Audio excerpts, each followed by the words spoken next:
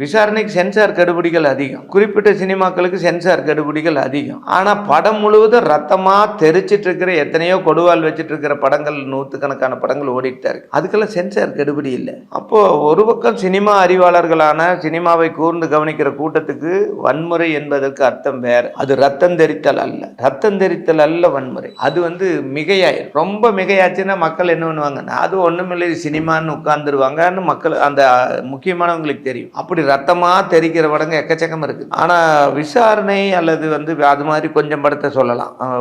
அதீதமான incident base பண்ணி வந்த படம். இப்போ வன்முறை என்பது ரத்தம் அல்ல. ரத்தம் வெளிப்படையாக தெரிகிற விஷயம். ஆர்டர்த்தை கொடுத்தா ரத்தம் வருது. கடை வெட்டுறது நம்ம உட்காந்து பார்த்துட்டே இருக்கிறோம். கறிக்கடையில் துள்ளுது கறி, நாம் பார்த்துட்டே இருக்கிறோம். பக்கத்தில் நின்று ஃப்ரெஷ்ஷாக இருக்குது வெட்டுங்கிறோம். மொச்சுன்னு திங்கிறதுக்கு தான் தெரியுது. ஓடுற கோழி பார்த்து லாலிபாப்புன்னு சொல்கிறவனுக்கு உண்டு.